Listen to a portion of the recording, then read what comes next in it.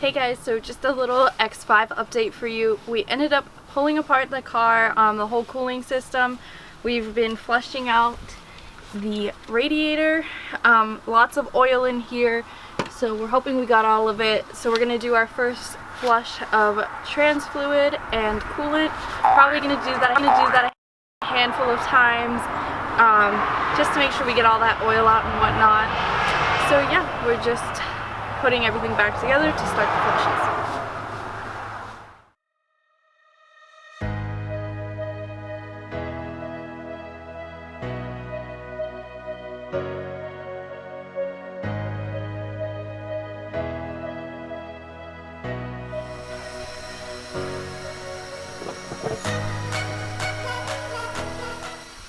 So we ended up taking the thermostats out.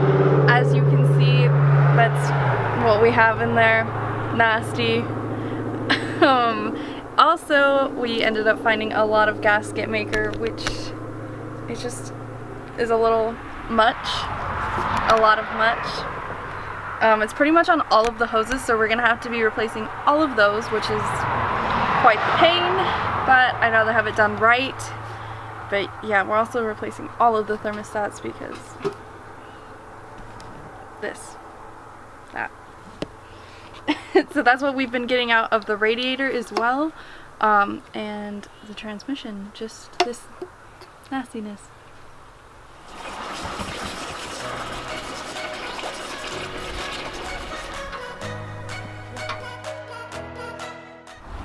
Okay, so we've got the radiator back in and we're starting to put everything back together. Now we're gonna go ahead and begin putting in the new liquids and flushing it.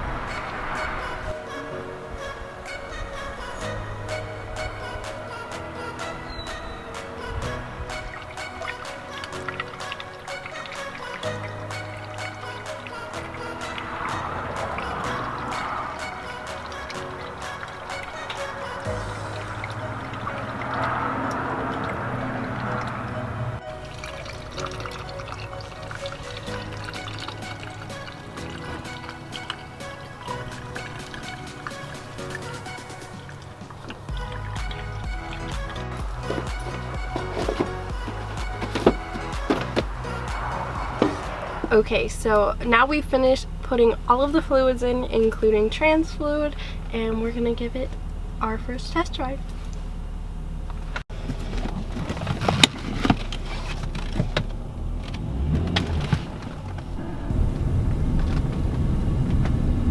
I think my neighbors hate me. It's a love-hate relationship, but it's fine. So currently it's driving really smooth. It feels pretty good. Hopefully it doesn't overheat on us. But it hasn't overheated while sitting at idle, so hopefully that's a good sign.